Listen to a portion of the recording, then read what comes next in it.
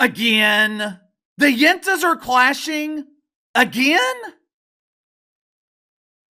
I've been telling you guys for months now that something doesn't seem right with America's favorite Yentas. Seems to be a lot of tension between them. Seems to be a lot of fighting. The arguments are happening with more and more consistency, and they're happening in public. If this is how they are treating each other publicly, just imagine what's going on behind the scenes.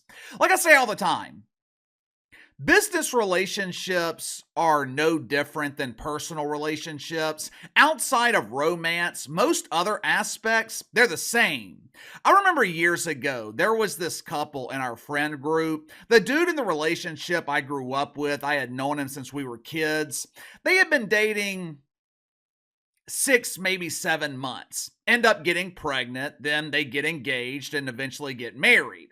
Every time we were around them, there seemed to be a lot of tension in their relationship. They weren't having these massive fights in front of everyone. I'm sure they saved those moments for the family, but it was small things that built up the tension. Perhaps she asked him to get her a drink and he rolls his eyes and complains about it under his breath. Everyone could be talking about something and they start going back and forth with each other where they're not really arguing, but you can just tell that something ain't right. It's passive aggressive, I guess. When they were around each other, they never seemed to be happy. Everything between them felt forced. The engagement felt forced. The marriage damn sure felt forced. It just didn't seem like a healthy relationship. If they were behaving like that in front of everyone, if they were treating each other like shit when everyone was around, I can only imagine how they treated each other when they were by themselves. Long story short, I ended up losing contact with them, but a couple of months ago, I get a text from one of my friends telling me that they had filed for divorce. Shocker! I'm starting to wonder if that is the path that our Yentas are on. This week, for the third or the fourth time in 2 months, there was another verbal catfight on The View. It wasn't barbaric. It wasn't on the level of Jerry Springer, which, by the way, Netflix just released a documentary on Jerry Springer. If you haven't seen it, I highly recommend it.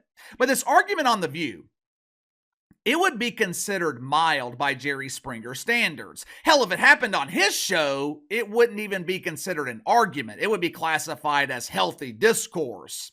But it was another example of what I believe is the growing tension between the Yentas. More specifically, the growing tension between the great pretender Alyssa Farah Griffin and Uncle Casey's favorite Yenta, Asuncion. If you haven't already, make sure to like and subscribe. You can follow me on Twitter at KC_BTL84. Let's get to the sponsor for today's video, my good friends at Sugar Mountain Trading. Are you struggling with back problems? Do you deal with minor aches and pains throughout your day and you don't want to go to the doctor because all the doctor's going to do is find something else wrong with you? Or even worse, prescribe addictive medication that you don't want to take?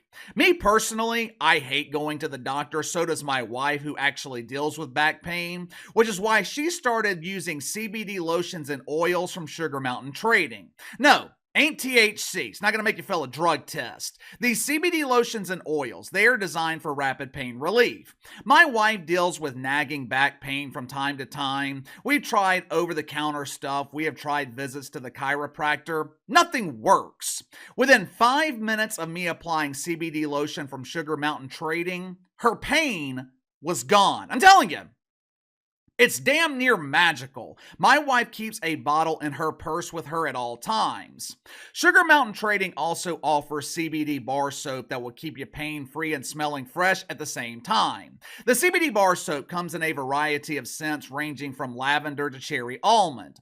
All CBD products offered at Sugar Mountain Trading, 100% natural, 100% free of THC. So click the link in the description below. Use my promo code BTL20, BTL20. Save 20% off your first purchase with Sugar Mountain Trading. Wednesday morning, primary topic on The View was free speech. Wait a minute. Correct me if I'm wrong here.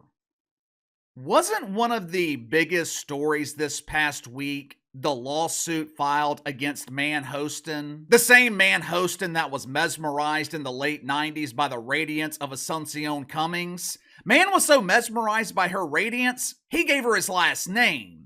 Earlier this week, it was either late Monday, early Tuesday, the Daily Mail revealed that Man Hostin was facing a RICO lawsuit in New York City. He was basically accused of receiving kickbacks. It was a big story, and the last I checked, the Yentas made their living talking about big stories. I believe they call it hot topics.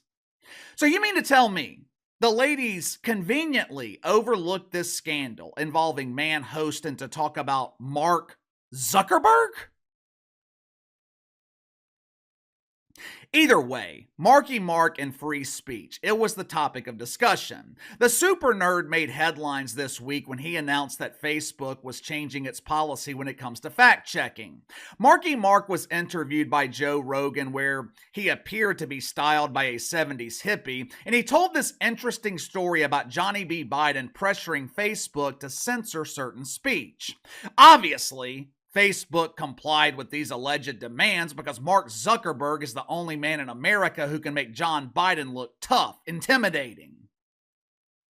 As expected, 80% of the Yentas claim to support free speech as long as the speech is limited.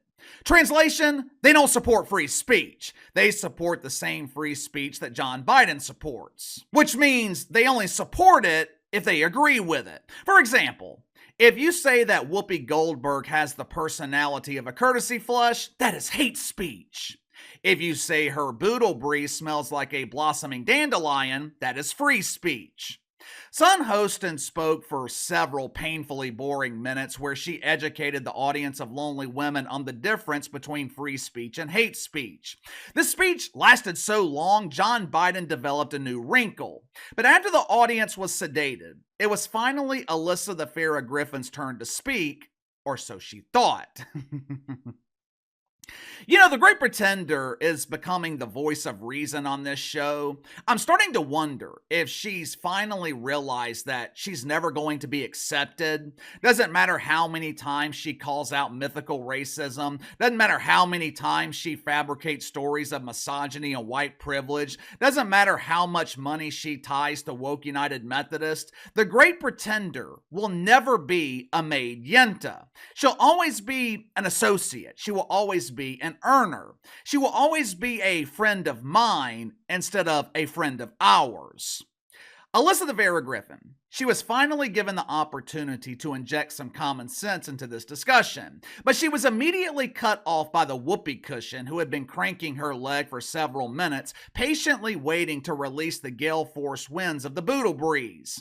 I had to film this clip from my cell phone because MRC wouldn't allow me to pull it from their website, so I apologize for the visual quality, but the audio is fine. Watch it for yourself.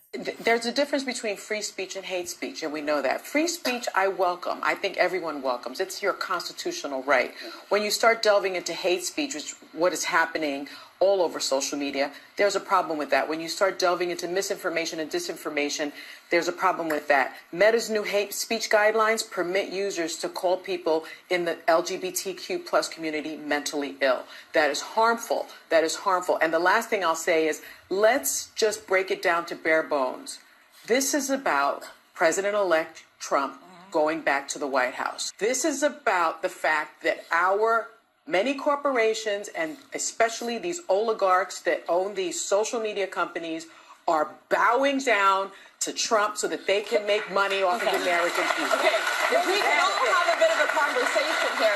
So this is actually more complex than we're making it, but on the free speech of it, and I actually agreed with Mark Zuckerberg, of course there's pressure because Trump's coming into office, but I do think that there's a cultural and societal desire to be able to talk about things openly, and actually liberals used to be the ones who were super pro-free speech. The famous saying goes, I disagree with what you're saying, but I'll defend to the death your right to say. Yes, so but I will not defend to the death your right to call me. Here. Sometimes it happens like this. Be nice. She didn't talk for 20 minutes. And I always like to say, go ahead. Go ahead. Okay. Go ahead. Okay. Let me ask you something, because Anytime free speech is brought up, they always talk about hate speech. Who determines hate speech? What are the standards? Is hate speech anything that causes someone to be offended? If that's the case, everything is hate speech. We have dudes walking around with beards who are offended when they're called sir. We have teachers with receding hairlines who get offended when their students refer to them as mister. We have identifiers going through the academy training to be pronoun police. Are pronouns considered hate speech? What if someone was offended by a particular fragrance of the Whoopee Cushion's Boodle Breeze? Would that be considered hate speech? Who is the arbiter? Who is determining what is and what isn't hate speech? It damn sure can't be the federal government. They can't figure out how to put mail in a box in a timely manner. You know, if this minor cat fight were a one-off, no big deal, but this is a pattern. This is a trend on The View. Ever since the election, there seems to be serious tension with the Yentas, especially between the Great Pretender and the Radiant Sun Hostin. Like I said, this is the third or fourth time there have been subtle insults. It makes you wonder what's happening behind the scenes. Saw it yourself. The Whoopee Cushion demanded that Alyssa Farah Griffin be nice to my son. She is going through a tough time right now. Her husband is being sued, and if criminal charges are filed, he could be looking at 25 to life. No amount of Botox will keep son looking radiant at the end of that potential sentence. There have been rumors for months that Sun Hostin could be fired from The View.